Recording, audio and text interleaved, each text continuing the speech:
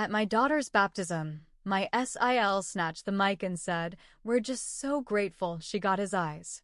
Let's hope she didn't get her mom's attitude." Everyone laughed while I held back tears. I confronted my husband and he said, "You're overreacting. It's just a joke." But when I got home, I found the customized family Bible I had made in the trash. The note inside said, "You don't get to rewrite our family." I'm 32 female, married to Blake 34 male for 5 years. We live in Columbus, Ohio, in a small 3-bedroom ranch house Blake bought before we got married. I met him in college. I was majoring in elementary education. He was in business. We weren't an obvious match, but it worked. At least, I thought it did. From the very first time he took me to meet his family, I knew they didn't like me. His mom, Elaine, is the kind of woman who smiles through her teeth. The kind who says, "Oh, how creative," when you bring a homemade dish to Thanksgiving instead of the green bean casserole she makes every year. His dad, Frank, barely talks, just sits in his chair and watches football. But it was Megan, his older sister, who really made me feel like I didn't belong. At first, it was little things. Like calling me Blake's friend, even after we got engaged. Like giving me a bottle of diet pills for Christmas one year, wrapped up with a bow. Like telling Blake loudly at a barbecue, she's not really family until she pops out a kid. Blake always brushed it off. "Megan's just joking. Don't take it so seriously." I told myself he was right. I told myself I could be the bigger person. I swallowed it all for 5 years. Then came the baptism. And everything I had ignored boiled over. I planned every part of Sophia's baptism by myself. Blake didn't care about the details. His only request was that his family be invited. Of course they would be. I chose a little Lutheran church on the edge of the city. Old wood pews, tall stained glass windows, simple but beautiful. I found a hand-sewn white baptism dress on Etsy, spent hours writing little notes in a family Bible I ordered, prayers for Sophia, hopes for her future. I even left blank pages for her to add her own prayers when she's older. This wasn't just a party. It was something I never had growing up. I wanted Sophia to know she was wanted. That she was loved. Everything was perfect that morning. Sophia didn't cry once. The pastor smiled the whole way through. Even Megan seemed quiet, sitting in the pew with her 2 kids. I thought, for once, maybe everything would be okay. After the ceremony, we had a small reception in the church hall. Nothing fancy. Sandwich platters, cupcakes, iced tea. Blake's mom pushed him to say a few words. He stood up, said something short about how grateful we were, how beautiful Sophia was, how proud he was to be her dad. Then Megan stood up. She smiled so big and sweet that for a second, I thought maybe she was about to be nice. She took the mic, laughed a little, and said, "We're just so grateful Sophia got Blake's eyes. Let's hope she didn't get her mom's attitude." The room roared. Everyone was laughing. Even the pastor chuckled awkwardly. I felt like I had been slapped. I looked around, waiting for someone to stand up for me. Someone to say, "Hey, that's not okay." Nobody did. Blake laughed. His mother laughed. His father clapped Megan on the back like she had just hit a home run. I stood there holding my daughter, pretending to smile while my whole body went numb. I excused myself, muttered something about changing Sophia's diaper, and ran to the women's bathroom. I locked myself in a stall and just stood there, rocking Sophia back and forth, trying not to cry. On the way home, I couldn't stay quiet. I said, "How could you let her say that? How could you laugh?" Blake sighed like I was a child throwing a tantrum. "You're overreacting. Megan was just joking. That's how she is. You know that." I stared at him, feeling like I didn't even know who I had married. It's not a joke to humiliate your daughter's mother in front of everyone. He tightened his hands on the steering wheel but didn't answer. Sophia started fussing in her car seat, and I turned away from him. There was no point. When we got home, I put Sophia down for a nap in her crib. I was still shaking. My hands kept clenching and unclenching without me meaning to. I wanted to calm down. I told myself, don't make it worse. I went to the entryway where I had left the family Bible. I wanted to see it, touch it, remind myself that today wasn't about them, it was about Sophia. But it wasn't there. I checked the dining room table, the kitchen counter, the living room. Nothing. A pit opened up in my stomach. I walked to the garage and opened the big trash bin. There it was, smeared with food, crumpled, stinking of plastic and vinegar from someone's leftover salad. I pulled it out, hands shaking. Tucked into the pages was a note, written on the back of a church program. It said, "You don't get to rewrite our family." In Megan's handwriting. No mistaking it. I sat down on the garage floor and cried until I couldn't breathe. I stormed back inside, Bible in my hands, tears streaming down my face. I held it up to Blake and said, "Did you know about this?" He looked guilty. Not surprised. Guilty. I didn't. Megan must have, he stammered. "Did you know?" I screamed. Sophia started crying upstairs. Blake flinched, but still said nothing. I dropped the Bible onto the kitchen table. It made a sick, wet slap sound. You let them throw away something I made for our daughter. You laughed when they humiliated me. You stood there and laughed. Still nothing. Not even an apology. That's when I knew. Knew in my bones. I was on my own. I packed a bag for Sophia and me. Diapers, a few outfits, formula, her favorite stuffed bunny. Blake watched but didn't try to stop me. Tara, my best friend since high school, picked me up without even asking questions. She held me while I cried, told me I could stay as long as I needed. Blake texted me later that night, "You're blowing this out of proportion." Family's family. They didn't mean anything by it. Family's family. His family. Not me. Not Sophia. Not anymore. Tara's apartment wasn't big. 1 bedroom, 1 bathroom, a small living room stuffed with hand-me-down furniture. It smelled like old coffee and lavender candles, but it was safe. It was the first place I had breathed freely in months. Tara didn't ask for details at first. She just handed me a cup of tea and sat next to me on the couch while I fed Sophia. Later, when Sophia was asleep, Tara finally said, "You're not going back, are you?" I shook my head. I told her everything. The years of passive-aggressive digs. The Christmases where Megan made snide comments about my job, my clothes, my looks. The way Blake always told me to let it go instead of standing up for me. The baptism. The Bible. Tara listened with her jaw clenched so tight I thought her teeth would crack. When I finished, she said, "If you stay with him, it's never going to stop. They will tear you apart piece by piece. You know that, right?" I knew. God, I knew. The next day, Blake showed up at Tara's. I didn't answer the door. Tara did. I listened from the hallway. "Blake, she's being dramatic." Megan didn't mean anything by it. It was a joke. "Tara, you laughed." "Blake, it's family. You're supposed to have a sense of humor about family." Tara laughed in his face. A short, hard laugh. "Tara, funny. Family's supposed to protect you too. Guess you missed that part." Blake left without seeing me. He didn't even try to fight for me. For Sophia. Just left.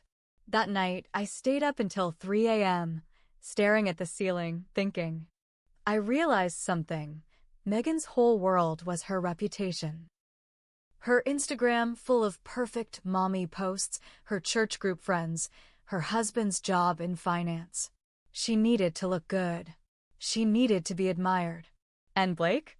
Blake needed to look like the good guy, the guy with the perfect wife, the perfect family, the perfect life. They cared more about appearances than anything else. So that's where I would hit them. First thing Monday morning, I found a family law attorney. Her name was Susan. A short woman in her 50s with sharp eyes and a voice that could cut glass. I laid everything out, the years of emotional neglect, the public humiliation, the trashed Bible. Susan didn't flinch. You have a strong case, she said, especially with a child involved. You need to document everything from this point forward. Every text, every email. Save it all. I asked about custody. She nodded. You've been Sophia's primary caregiver. If you want full custody, you'll likely get it. Especially if you can show emotional abuse. Something inside me clicked into place. I wasn't just going to leave. I was going to take my daughter and never let them hurt her the way they hurt me.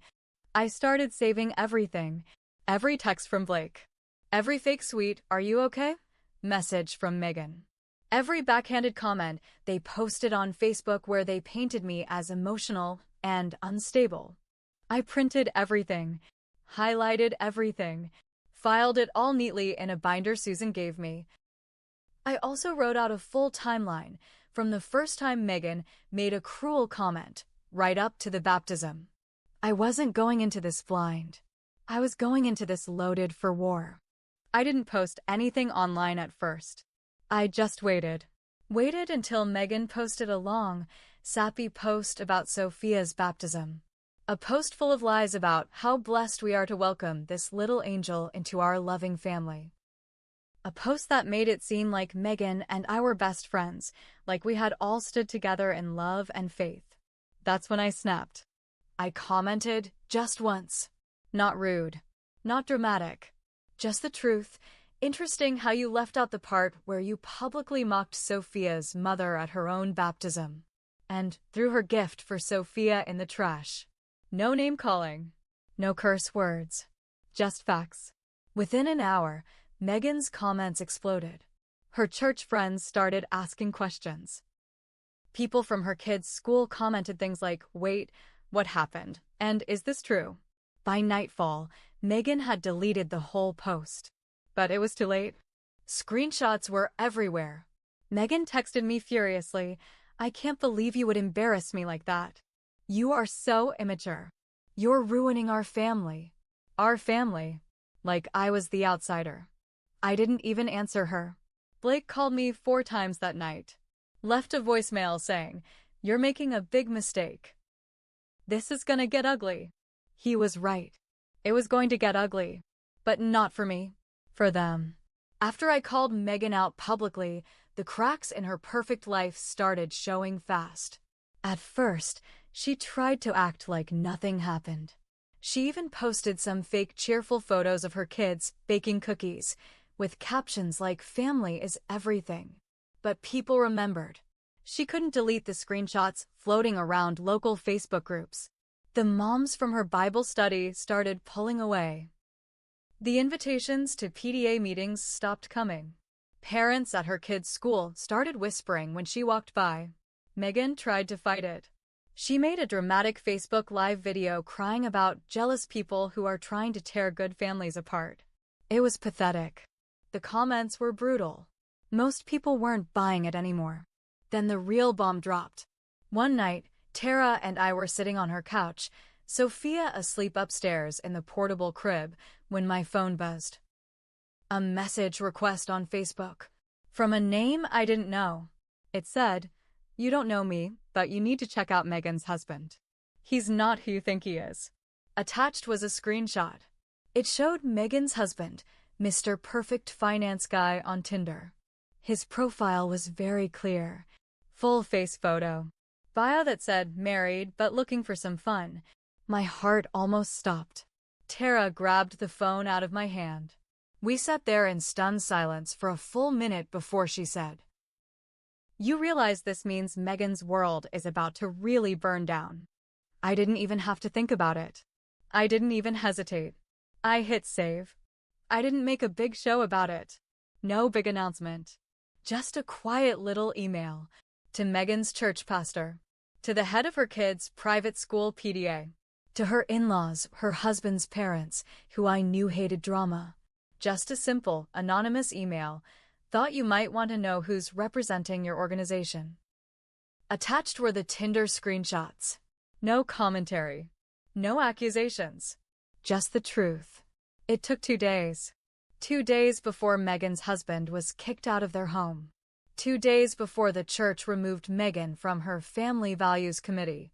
2 days before the private school quietly suggested she find other educational opportunities for her kids. And all the while, I stayed quiet. No gloating. No public posts. Just silent satisfaction. Meanwhile, Blake kept trying to reach me. First with guilt. Sophia needs her dad. Then with anger. If you think you're getting full custody, you're crazy. Then with threats. I'll fight you. You'll regret this. But Blake didn't know what I knew. I had spent years being quiet. Watching. Noticing things. Like how he worked late twice a week for months, but still barely brought home any overtime money. Like how he had a second phone I wasn't supposed to touch. I didn't confront him at the time. I just noted it. Tucked it away. And now with Susan, my attorney, by my side, I started digging. It didn't take long. Turns out Blake wasn't just a bad husband. He was also financially reckless. He had drained almost half of Sophia's college savings account to pay off secret credit card debts I didn't even know existed. He had taken out payday loans, high-interest ones, behind my back. He wasn't deep. And he had forged my signature on one of the loan applications. Susan's eyes lit up when I showed her the paperwork. "This changes everything," she said. "You have more leverage than you realize." I wasn't just walking away with Sophia. I was walking away clean. Blake was going to be left holding the bag and the debt. Susan filed the custody paperwork immediately. Full custody. On grounds of emotional neglect, unsafe financial behavior, and forging my name. I served Blake at his job, at his office, in front of his boss, in front of everyone. Blake called me that night, screaming, threatening to drag me through the mud. But there was no mud to drag. Only him, sinking in his own quicksand. While Blake flailed, Megan made one last desperate move. She showed up at Tara's apartment. Uninvited. Banged on the door until Tara answered. I stayed back, holding Sophia. I heard every word. "Megan, you're destroying my family." "Tara, no. You destroyed yourself." "Megan, you think you're so perfect? You think you're better than us." "Tara, no. We just think you're trash." Megan screamed. Like an animal. Screamed until her voice cracked. And when Tara calmly shut the door in her face, Megan stood outside sobbing for a few minutes, then left. I watched from the upstairs window, rocking Sophia gently. And I didn't feel sorry. Not one bit. Blake tried to fight. He hired some slick lawyer who clearly thought this was just another messy divorce he could win by bullying a scared young mom. He didn't realize I wasn't scared anymore. I sat in court with Susan by my side. Calm. Focused. We had documentation, screenshots of Blake's threats, bank statements showing the drained college fund payday loan, records, the forged signature character statements from people who witnessed Megan's behavior at the baptism. Blake's lawyer tried to spin it. She's emotional. Overreacting. Vindictive. But facts don't care about spin. When the judge saw the forged loan papers and the text messages where Blake laughed about me being easy to gaslight, his face hardened. Full custody. I got full custody of Sophia. Blake got supervised visitation, pending psychiatric evaluation and financial counseling. Megan's life didn't just fall apart, it stayed shattered. Her husband filed for divorce, citing irreconcilable differences and emotional cruelty. Her church turned its back on her. Parents at the kids' school refused to set up playdates. The reputation Megan had built for years was gone in less than 2 months. The worst part for her? Nobody was coming to save her. Not her husband. Not her church. Not her friends. And definitely not me. After losing custody, Blake's spiral got worse. He lost his job after too many missed days and angry outbursts. The payday loans came due. He couldn't keep up. He had to move back into his parents' house. The same house where Megan was now living too, after being kicked out by her husband. 2 grown adults. 2 failed lives. 2 angry, bitter people crammed under the same roof. The family that once mocked me, they were now eating each other alive. It wasn't all clean for me either. I had to rebuild my life from scratch. New apartment, new routines, new support systems. Therapy, lots of it. I had to sit with the guilt too. Guilt that I stayed so long, that I let them treat me like that Sophia had to live through even a second of that ugliness. I wasn't perfect. I had ignored red flags because I was desperate to have a family, any family. I had clung to hope longer than I should have. But in the end, I chose Sophia over my pride. I chose the truth over comfort. And I chose myself. Finally, about 6 months after the final custody order, I got a letter in the mail. No return address. Inside was the family Bible I had made, the one they threw in the trash. It had been cleaned as best as someone could manage. Still stained. Still wrinkled. No note. Just the Bible. A silent admission. A pathetic apology. I put it on a shelf in Sophia's room anyway. Not because it was perfect, but because it was real. Just like the life we were building. One broken page at a time.